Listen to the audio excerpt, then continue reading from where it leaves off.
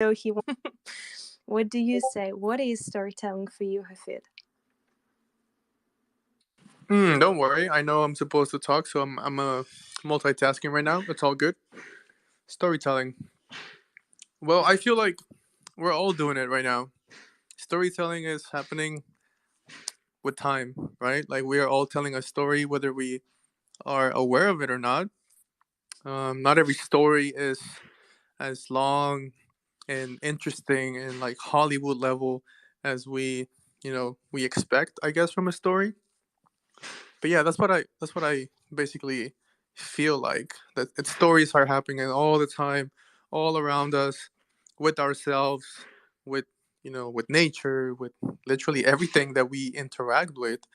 Sometimes it's people, sometimes, like I said, it's animals, nature, objects. It's at the core, it's a human interaction, and I feel like that's what makes it like really special. Like, well, there might be some stories that we're not part of, like fictional, I guess. There's no humans, but I don't know. That's kind of like what I get for now.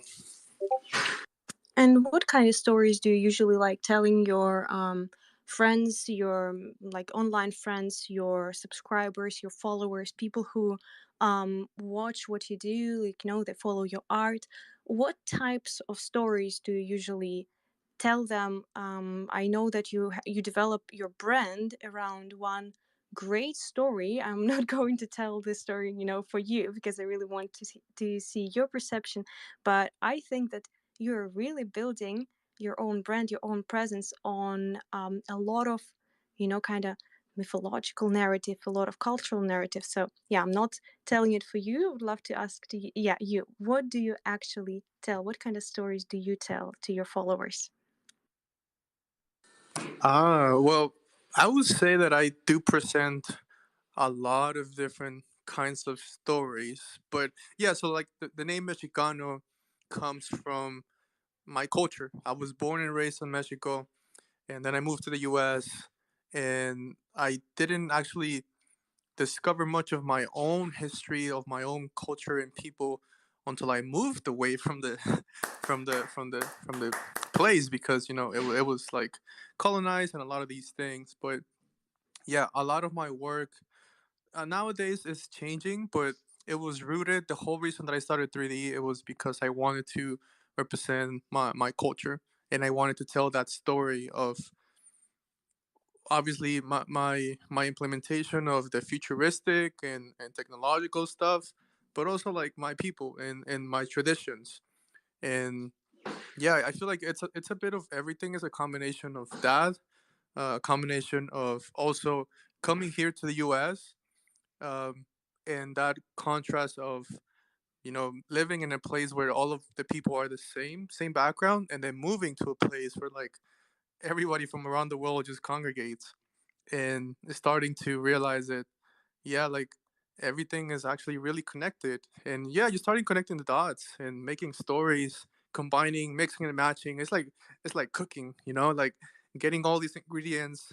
Um and sometimes, I just cook it and I grill it really fast. I put it in the microwave and there's like a quick story. And sometimes, I have to let it bake, I have to let it simmer. And yeah, just out of nowhere, um these stories just come out, like in the shower, like while I'm dreaming, when I wake up. But yeah, I would say that it's like cooking, and all of those peoples and experiences and things that you eat, I guess, like physically and emotionally and spiritually. That's how everything gets created. It's so beautiful that you made this comparison with how you came from Mexico to the US, and the US kind of turned out to be that melting pot for you with so many cultures. And but right now we're in the metaverse, so right now our interaction literally went one step further, which means that this melting pot has become this huge melting planet, right? Like there are no boundaries anymore. And when designers are asked, so what country do you represent, we kind of struggle to give the answer. Well, I came from there, and I moved there, and then the fact that I'm physically located in this country doesn't define my brand or myself as belonging only to this country and speaking only this language. So, how does your art change? And please, I'm seeing a lot of new people, new forums here. Izu and a fantastic lady with the font I can't pronounce. Renata, please, yes, that's you, sweetheart. I'm welcoming. Please, join the conversation. Hafid, wanted to ask you the thing. So once you've moved from the melting pot, which you already have in the States, to the melting pot of the metaverse, how difficult is it for you to kind of draw this boundary between super local and cultural and extremely international, extremely interconnected web meta environments? Hmm. Um. At first thought, I would say that it was quite easy actually, because I was already really immersed into the internet even back then when I was home with, people's from the same like stories as me. Um, yeah, and also because of video games. So I've always had that connection with people from around the world because of technology. And now that we're here all together, it's actually quite easy because, yeah, it's just experience. It comes as a second nature. So, not really that complicated. The only thing complicated is to like get it in the same time with them, But other than that, it's been really easy for me to, just empathize with those people, because I'm telling you, like, once I came here and I saw all these cultures, and like people are just accepting, um, if you're willing to learn. So not really, not really a lot of obstacles there, fortunately. And in the online sphere of your life and your creations, do you have any struggles actually, how people perceive your local and super, super global cultures as well? Because you're a great storyteller, and this is why I really wanted to have this space with you, particularly because you actually embrace so much. And how is it reflected in your own identity? Like, aren't you getting lost in it a bit? Because sometimes we want to actually deliver our own story, but then in reality we have so much. You say yourself, so many things are happening, so many experiences are around, and this is affecting our own narrative. So is it also fine with you? You're always finding your own way, your own kind of language and your own stories, even though there are so many of them right now around? Hmm. Yeah, it's a hard question. I would say that I am sure I am myself, but I am a combination of like all of you, like all of the people that I talk with. As soon as we start interacting, like we start sharing. I don't know. You want to call it energy, you want to call it vibes, whatever.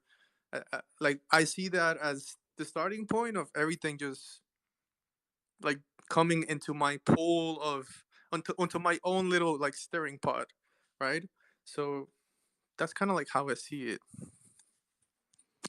Yeah, thank you. This is actually exactly how I start feeling sometimes. Like I've entered the space of digital fashion, particularly with my own narrative, and that was just mine because I didn't have that many examples around myself. But once you actually start interacting, once you actually start kind of being stirred in this huge pot of creative energy, of ideas, of visions, it really affects you. And I would never say that it affects me in a bad way, in a bad scenario, because this is exactly what kind of adds so many beautiful pearls, I would say, into my own stories, which I tell. And it's never bad. And I also never had problems kind of losing myself. I think that the environment of Web3 fashion, Web3 art, and digital art is really nurturing in this sense. um, Thank you very much. I would love to move to the next topic, which I really, really want to kind of ask you about. So, storytelling is both fictional and real. So, we can tell our real stories, we can use storytelling for building our brands, literally telling our background. It's a great way how we develop connection between an artist and the followers and the clients. And I believe that a lot of people would agree with me that this is the way how we create connections and how we establish our brands and businesses. um, so yeah, before I actually proceed about fictional stories, is any of you practicing this kind of way of brand building? Does any of you like telling people about your personal backgrounds and use this type of personal, real storytelling to create stronger connections, stronger bonds with your audiences?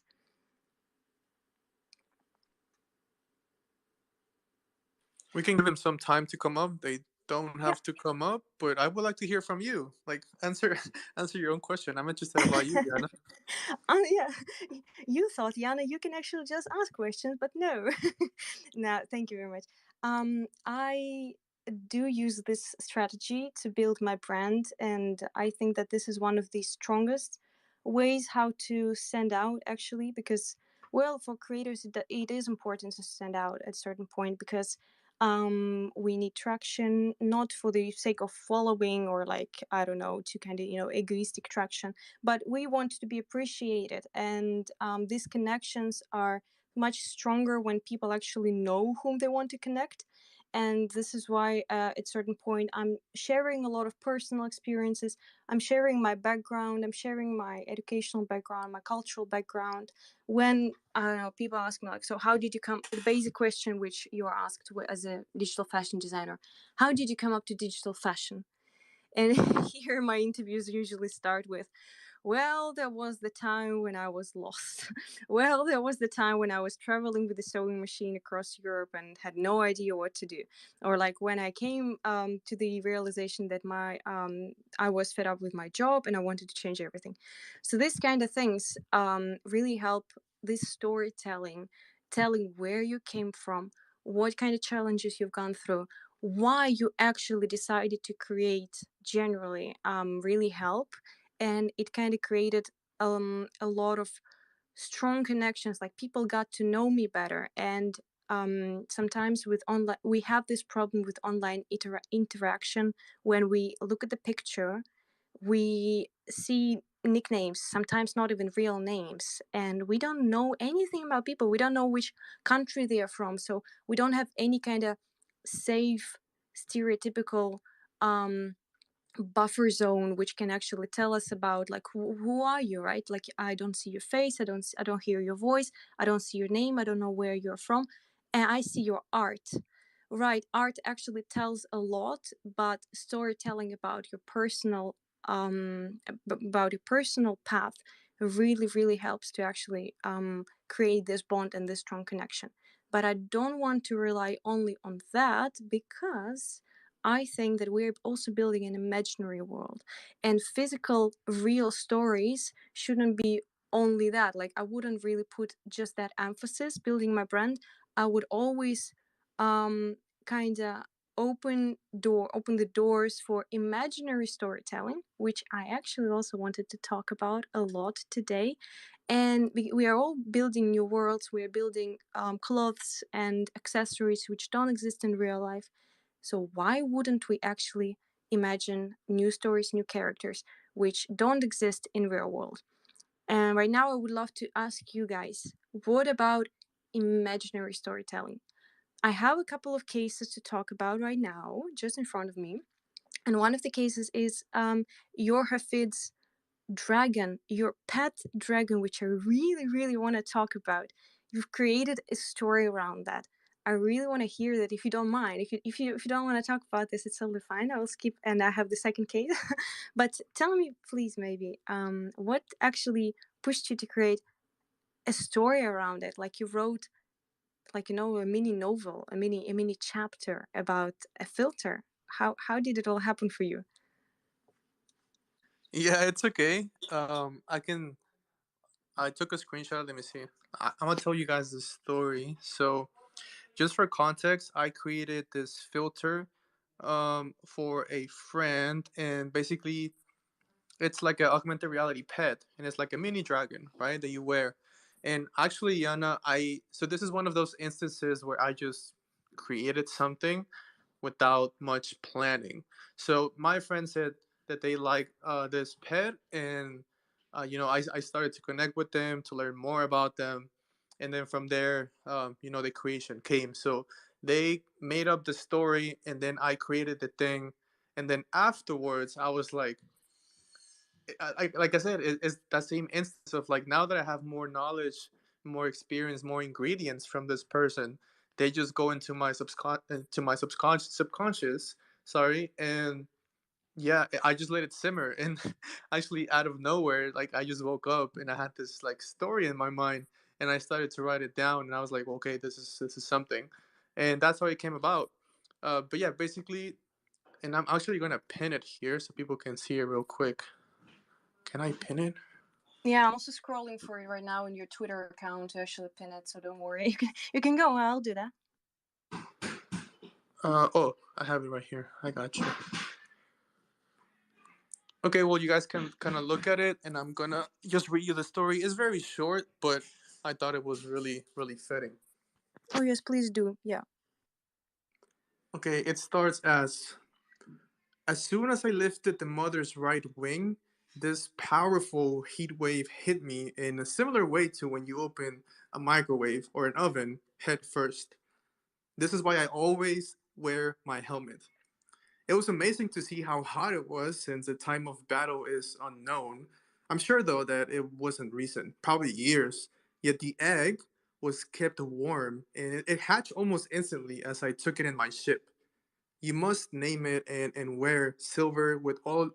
It must wear silver with you at all times. You know, it can be jewelry or it can be a piece of clothing with a material that resembles chrome. So again, it's really small, but it's just something that came out of just my experience with the person that I was gifting it to and the creation itself. But yeah, that's like the first like short example. That's really insane. This is why I actually even wanted to talk about the power of storytelling, because you see how we have to do it now, being digital designers and creators. We are communicating in a very, very restricted amount of characters. And you say the story is short, but it's very, very kind of comprehensive, and it kind of gives you a lot of context to be instantly immersed into the world. And like this, you're actually not only expressing your emotions about a person given such a fantastic gift, literally a digital pet. You're actually providing the entire world you create. And if we have, very little restrictions about megabytes for the filter itself, right? Like we have like 100 megabytes in the filter, you are writing entire world into the gift just by storytelling. And right now, actually, Havo asks, what is the reason for storytelling? Is it a need for branding and product, or it would work, or it works directly to connect and make a closer relation to the product or idea? And Havo, this is exactly both. So this is what good storytelling is. You can use it to build your brand, or as Havid did, he created a filter to actually really connect with a person, and to really convey the idea, to really augmented with an extra a world. And this is, I think, is very, very important for digital creators when we work both with visual and kind of visual impact and audio, or like, I don't know, or like, things which we also write. And it's very, very important for creators to know how to write, which words to write, and still how to kind of not only convey the idea, but kind of augment the idea with an extra world to it. This is what a storytelling is for me, technically, personally, I would say. Yeah, thank you very much, Hafid. I have sent the tweet of yours with the beautiful dragon pet. You can use it on Filter app. I think that it's not for sale. I think there was just one or so. Yeah, that was just for your friend. But you can actually preview it for like 10 or 20 seconds or something. So, guys, if you're curious, you can go and check it on Filter. And my next topic, which I would like to kind of slightly touch with you guys. What about your drops and your collections? We're all dropping things either in like kind of bundles, like we as designers, we drop maybe one thing, but most of the time what I see, people are dropping collections. What do you how do you connect the descriptions of your collections with storytelling. Do you ever write stories about your collections? Do you ever create characters around your collections, your drops, your accessories, your clothes, whatever it is? So, if you would love to share your stories, I would love to hear them. Please, just ask that I can add you as a speaker here. I would love, maybe just meanwhile you guys are warming up to telling me your stories, would love to tell you a story of my collection. For example, I was creating filters during the study group with Hafid. He was teaching me Unity, and I was making filters. They were very much separated in their meanings, but suddenly it all kind of came up in a collection. And this is how it usually works for me when I create. I don't create a story and then design. I let designs happen, and then I actually just bind them in cohesive story. And this is what storytelling for me is. Havo asked, like, okay, so but it's all right, it's clear with the branding, like you just tell your stories, you tell your cultural backgrounds, but what about the products, right? And in my opinion, binding like creating kind of one binding story really helps to develop, to convey the idea of a collection to people, and it makes it more memorable in my experience. So as I've created a couple of filters during the study period, I've realized, well, it actually binds into this exotic tropical scenario with pearls, feathers, and exotic beads. And I called it Exotica. I didn't want to stop there. I went further and I created the entire storytelling line. I came up with a character who was stranded. He was a traveler, most probably like he lacked any technology, so that was the beginning of 19th century, just a compass and a map. And that person was stranded on an inhabited island, and he was kind of hallucinating, and he started seeing things which he wasn't supposed to see. There was either a mirage, which is a natural phenomenon, or there was his hallucinations. He started seeing a beautiful woman who was wearing different things, like her feathers were like, her face was decorated with feathers, with pearls, with everything. And this is how I connected the entire idea about AR, because when we wear filters, we don't wear actual things. Are they real? Are they not? Again, we are constantly debating, is digital fashion real? Is digital fashion not real? And stuff and stuff. So, in my opinion, having created a story like this about Exotica collection, I really emphasized a lot just by writing maybe 5 paragraphs of text, which was just a journal of this stranded man. And that was great way how I conveyed so much by a story, right? Like a story which starts and has its character, has its exposition, like in the environment where it's all happening. So in my experience, storytelling, once again, was a really, really great way how to deliver the message to the audience in the best way. I know that a lot of designers are writing descriptions. Like, for example, we are asked, okay, what do you want to say with this design, or what does this design represent? And of course, we do that. Like, okay, so this is this design. It's very airy. It reminds you of a ferry. So this is why I called it something like I'm flying ferry or something. And we just telling what the design is, right? Like how it is, what it does. But instead of doing that, why wouldn't we also just, create an imaginary situation, just an entire story with its scenario and with its characters, to actually embrace a person who looks at your design into some absolutely incredible world?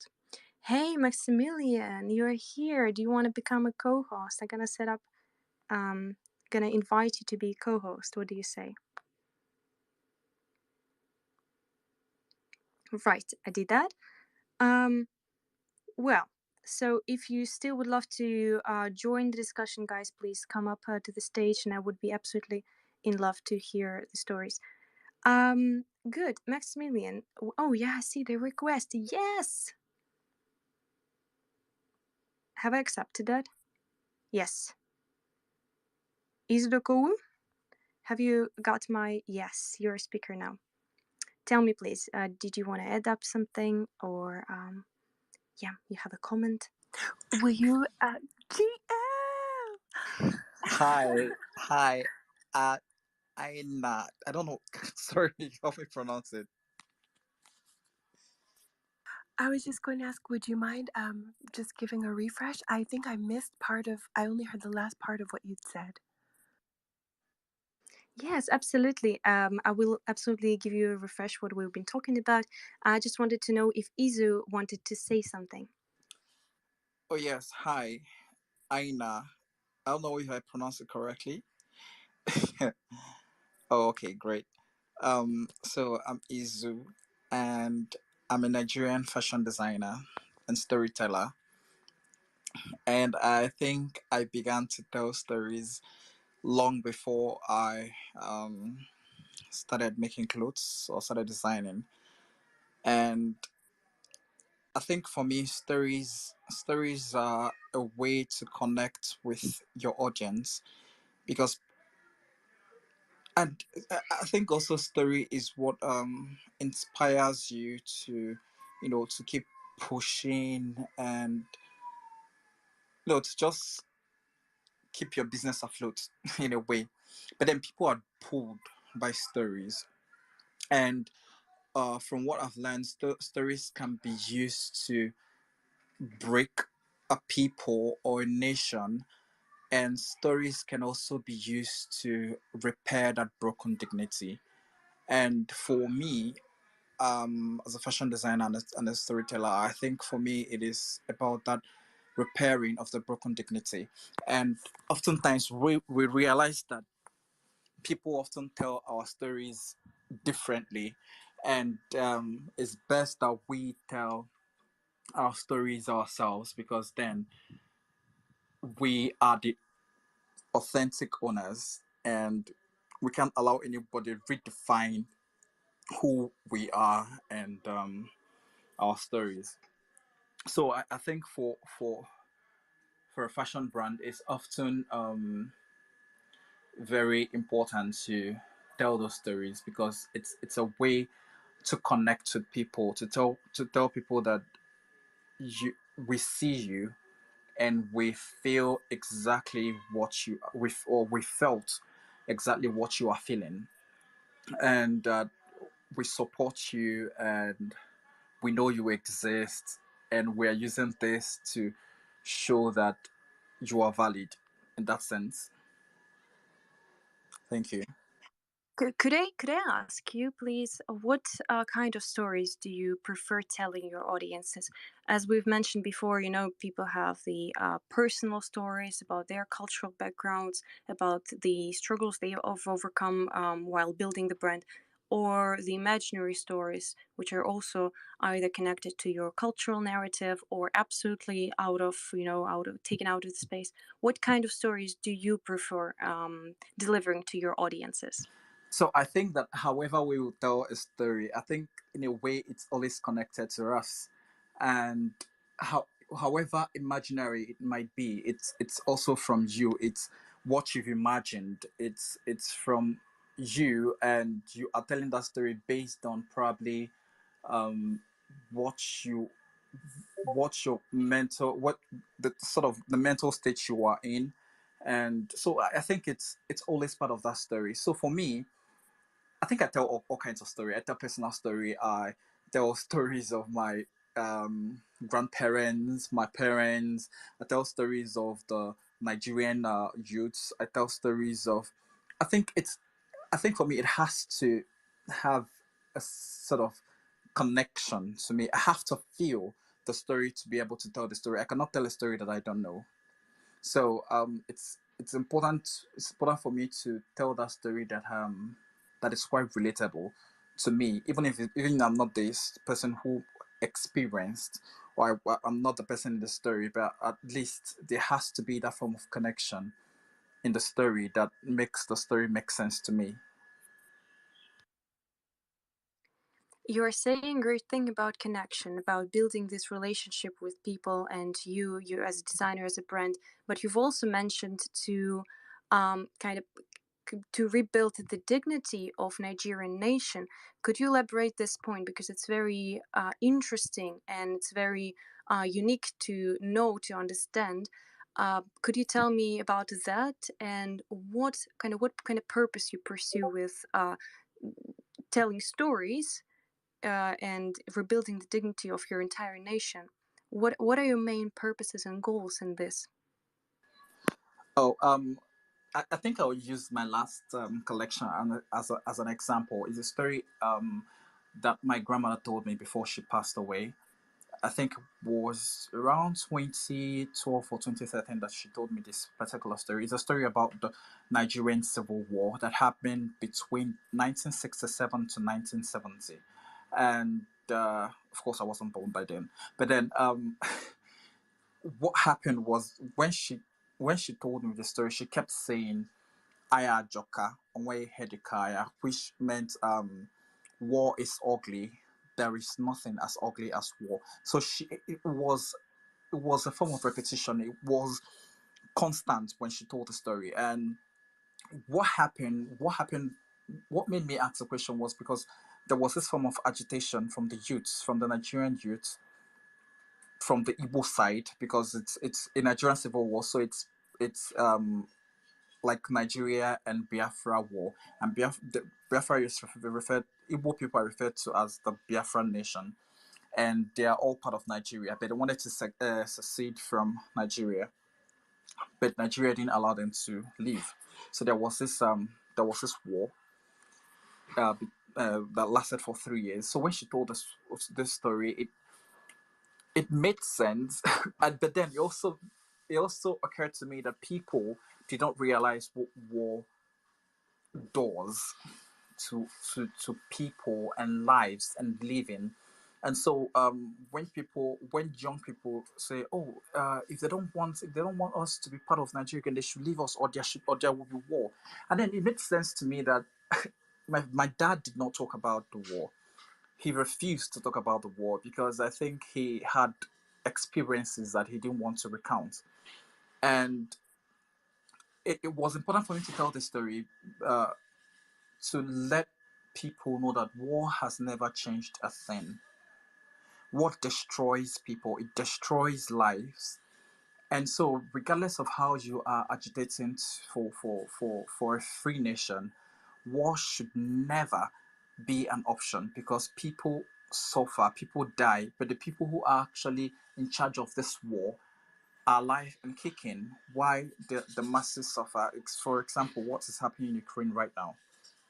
So it was pertinent for me to tell that story and to tell the youths that war has never solved anything. There can be memorandum, yes, sit down meeting and talk about how this particular tribe feel marginalized, but it is also very important to neglect that part of war, to forget that part of war, because we've experienced that war and we've seen what it did to people. Millions of people died because of that war. So it was important for me to tell that story, to tell the young people to not think of war when they're thinking of separation or something. Isa, thank you very much. Do you mind if I ask you one more question? I wanted to know what kind of metaphors, if you did, you used to convey the story. Did you tell it metaphorically, or you used quite direct language, or maybe you used some prints? So what were the means of actually delivering this story? Did you use text? Did you use prints, metaphors, symbols? What were the means?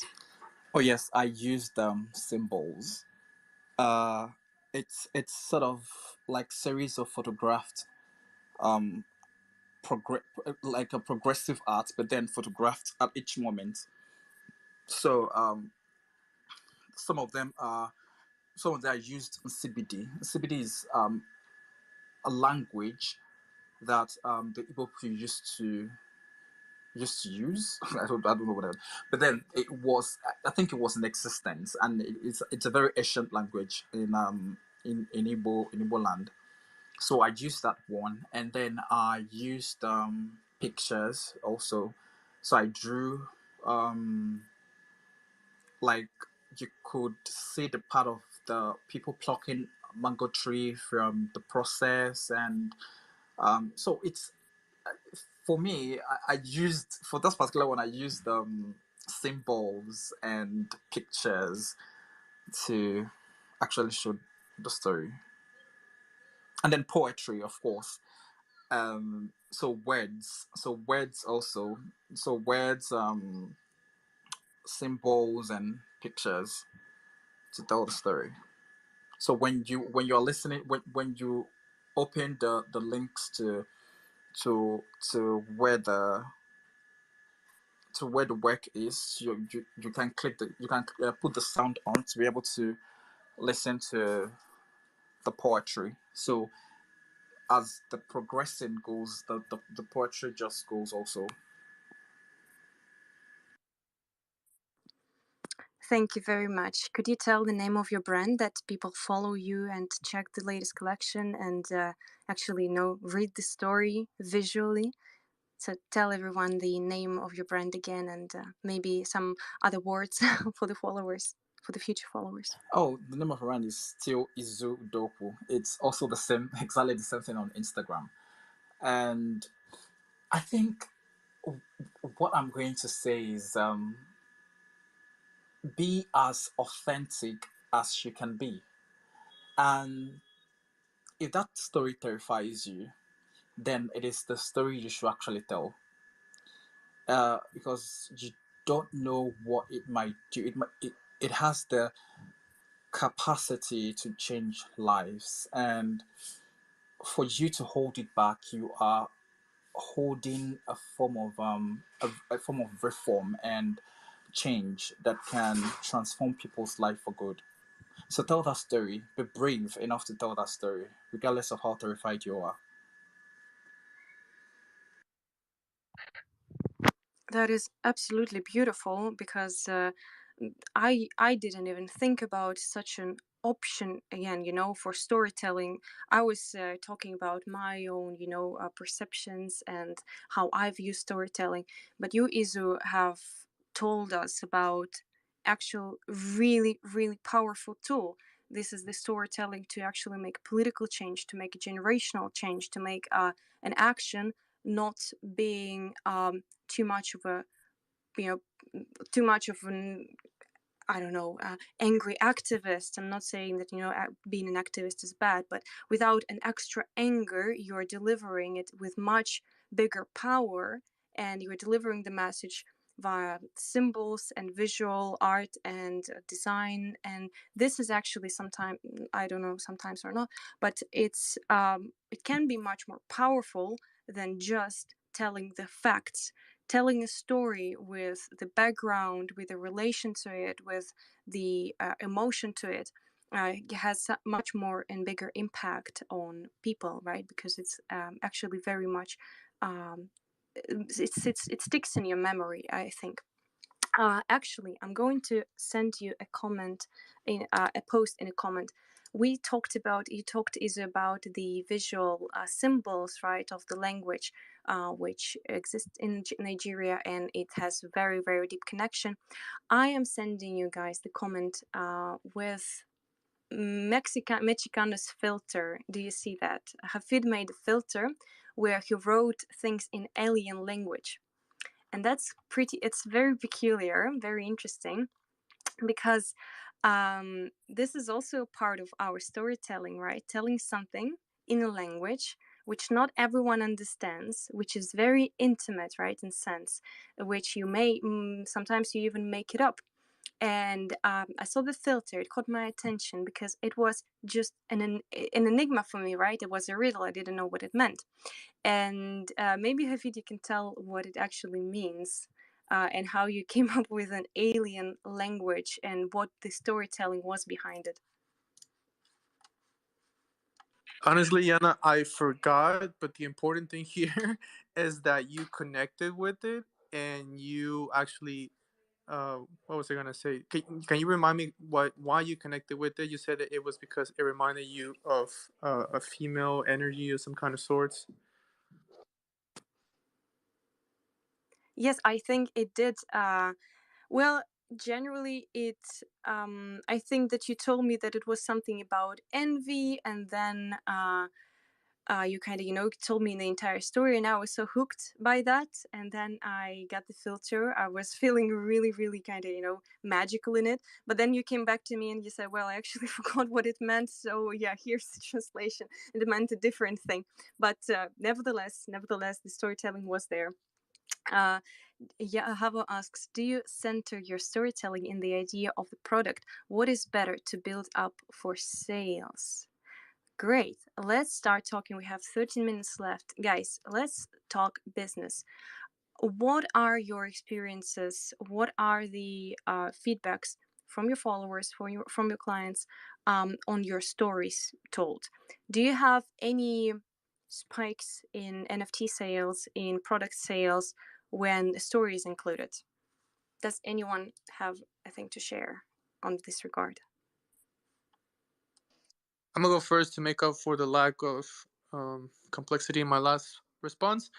Yeah. So if you want to sell, if you just worried about money, just do what everybody else is doing, right? If that's your only concern, if that's why hypes exist, right? Because there's this idea, there's this story that is just resonating with a lot of people, and they just want more of it. So if you want to sell, there you go.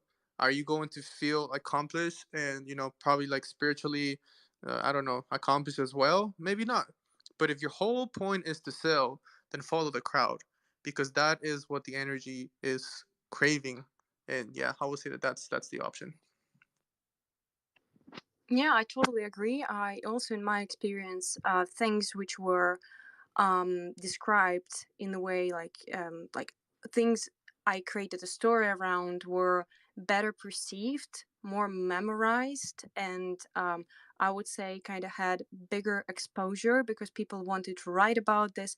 First of all, there was just, from the beginning, there was a thing to write about, and creating a story creates cohesion to your art. It adds a flavor to your brand. It adds a certain flair around your persona, around you being a designer, around your collections.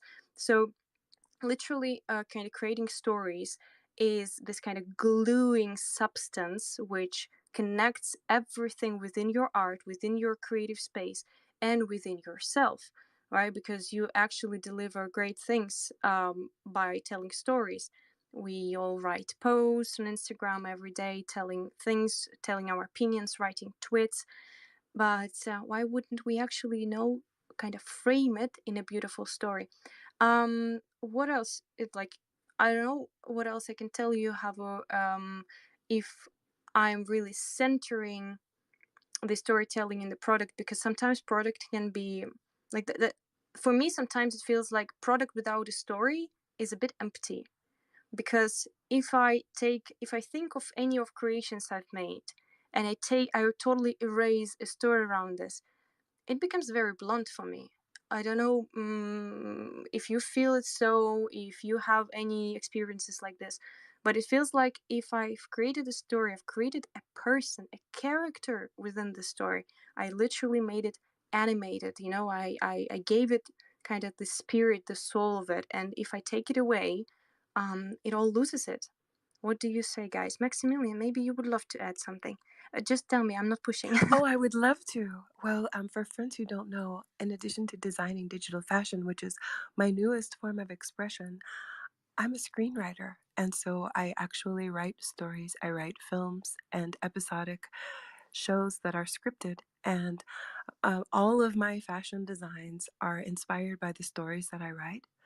And I even go so far as when I create my characters for, I see the outfit as a whole.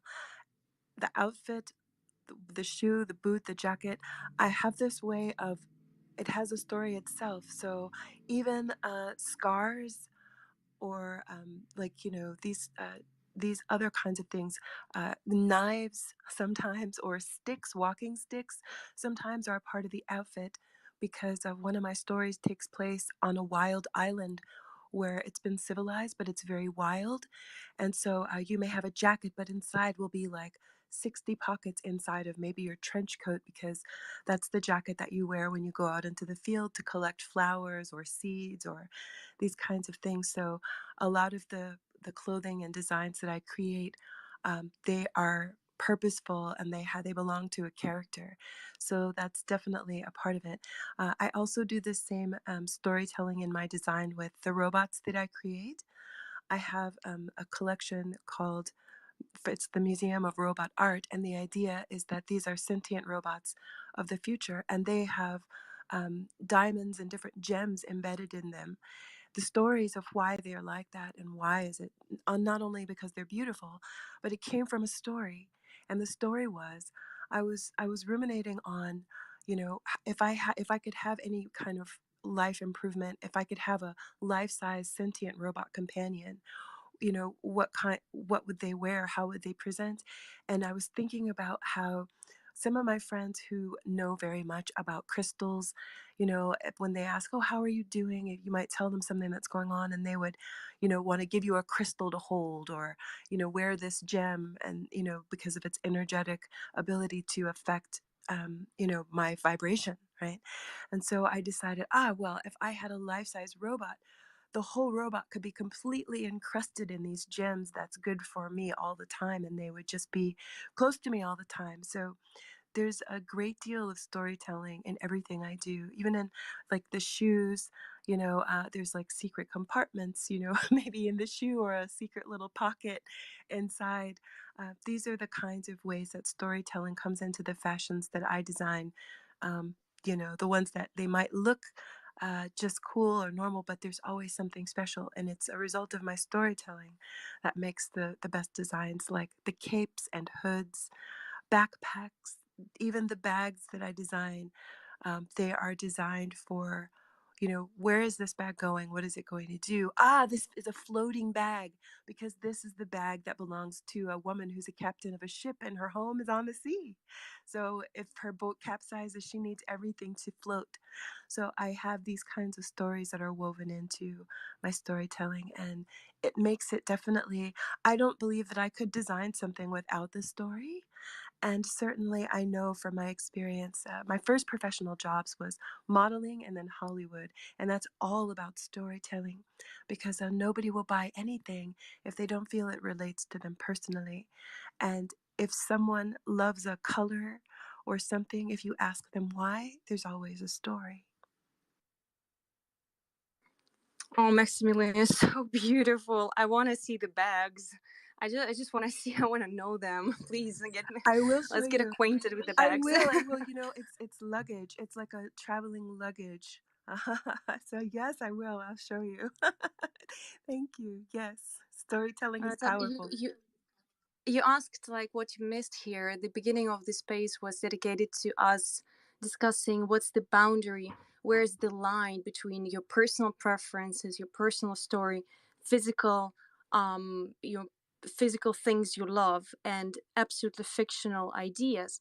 So it was very nice to hear that you said like you love, for example, crystals, and you feel how they actually affect your energy and energetic space, and this is how you take it into your fantasy and you evolve it and evolve it. So what is the balance for you between your personal story, your personal preference, you as a person, and the absolutely imaginary world you're living in? Sometimes, not often. I'm not saying that you're living in the Oh, imaginary I world, am. but you, I yeah. I Oh. absolutely am. My 100% mission is to bring my fantasies into my real, see it, taste it, touch it, as this philosopher Esther Hicks, she always calls it, see it, taste it, touch it. I want to bring all of my fantasies into my see it, taste it, touch it reality, and into everyone's, because I feel like it really heightens life. Let me tell you a story. It's a quick story. But there's this couple that I know, and they're extremely wealthy. And the reason why I mention that is because they are totally, they can literally have anything they want, like all the time, right? And one thing that blew me away when I went to their home is all of their, now don't judge, but all of their house domestic help, they all wore this very, they were almost naked, and they were wearing just like these accessory, like body jewelry only. Is basically they were barefoot, almost completely nude, except for this body jewelry that covered like their most intimate, areas. But basically, they were, and I. But there was no sexual inappropriateness. It was like, it was my first time visiting, and the husband explains to me that in his mind, nudity in the human form is the highest art form, and he said that um, having nude people walking around with this body art, because each person, the body jewelry they were wearing, some of it was metal fabrics, some of it was, it was just very beautiful, but it was custom designed for each individual person to fit their unique body shape and everything. And the husband explained to me, he said, well, this isn't about sex, not at all. He said, this is about heightening my enjoyment of life. And he said, it's impossible to stand in a room with someone who's nude and not feel heightened. Your emotions are heightened, your awareness is heightened, your alertness is heightened. And that's all he spoke about, is he just wanted to feel high all the time. That heightened sense of aliveness. That's what he said, the heightened sense of aliveness. And I thought, oh my gosh, this guy is amazing, right? And so I never forgot that. And it just really stayed with me. And I couldn't deny, I felt heightened as well, because it's not very often that you see nude people just going about their business, and then also dressed in these accessories, you know, these just accentuations of the human form. And these people were not sexualized in any way, but rather just going about their business. And it was the most mind blowing experience I ever had. And I felt so honored. I felt like he really taught me something. And I never forgot that. And so I seek also to heighten my own uh, experience of life. And this is why AR is so exciting for me. And this is why I love the designs, for example, of Helen Doe, because I have this vision of people, at least in their homes, right? Feeling comfortable being more naked, because when we look at ourselves nude and we like what we see, that is a real signal that we love who we are. And I would love to create more AR creations so that people want to see their own nude body. I had to actually talk with, I spoke about this with Julian from DressX. We were talking about the evolution of augmented reality. And I was saying that when we get the technology to a point where someone can feel comfortable putting the video camera on their completely nude body wearing only augmented reality, that they can move in any kind of way, and the augmented reality will be so sticky that they feel confident photographing and videoing themselves with nothing, wearing just AR, that's when we've really hit our goal. And so my goal with my digital designs and with augmented reality is to always create a heightened experience, so we can look at ourselves and see the birds flying around us, see the butterflies flying around us, and know all the time and be able to visually see ourselves as the ethereal, fantastic beings that we are. And we could see, I'm just trying to recreate how things really are, because there's so much non-physical energy around us that some people can see it, they can see auras and everything. Well, some people, they can't see these things, but I want to create that magic that's floating that they can experience, so that they can remember in any moment that they are also a supreme being. What a beautiful, beautiful story and beautiful way of kind of wrap up the storytelling topic. Mexicano, please tell me. Thank you, Maxim. I was closing my eyes that whole time. That felt so good. Just wanted to add on what she was saying of the energies and how again, I was just imagining this experience of hers, and now it's on my to do list because I recently discovered, not like a couple of months ago when I got into fashion and digital fashion, how the fabrics themselves, right? Like the fabric itself, and it's even in some religions on how they affect your body, right? How they affect your energy. So I was thinking of like, yeah, you're being naked, you're really exposing all of that energy inside of you. Also made me think of the Matrix, how in some of the early episodes, early chapters, the reason that the machines are getting the humans is because they have so much power in them, right? So we're trying to destroy the machines, and then we deprive them from this solar energy, but they found this like good good resource of energy inside of human beings, and everything is just being connected right now. So yeah, it's my to-do list, and I was just wanted to comment on that the fabrics that you use also, there might either be blocking you from interacting with someone. That's why maybe these people, they just want to feel naked, right? And maybe you add crystals on top of it, maybe to protect themselves because they are naked, but also to enhance those energies and probably make it easier because I'm sure that not everybody um, is going to be susceptible to just getting all of this raw energy from people that they're not used to, because we're not doing that in our daily lives. But yeah, I just wanted to add on top of that. It was great. Thank you, Maxim. You're so welcome. It's Maximilian. It's a tragedy of having a long name on Twitter Spaces. If you want to see my whole name, you got to touch my face. I got you. Thank you very much, every and each of you. That's been really, really inspirational. I would say that's exactly what I wanted to get from the Twitter space called storytelling in Web3 fashion. That you all come here and you tell your stories. You tell what stories are for you personally, and that's genuinely been a pleasure. And thank you very much for every stories of yours. And I'm going to transmit my own naked beauty, but just covered by the augmented reality. Good. I wish you a great weekend, guys, and yes, see you soon next week on next Fashion Friday. That's been a pleasure, and please subscribe to each other and follow each other's fantastic, beautiful, inspiring, emotional stories. Thank you for such an inspiring space today. I am absolutely so excited. I feel like I'm in a room full of nude people. Yay! How do you know we're not? Huh? Hey, it does gonna track your body better for AR, like you said. So Valentine's is coming, guys. Make sure to make your videos for yourself or your I special self. love Thank you, that. Yana. Good. Thank you very much, everyone. And yeah, have a fantastic weekend.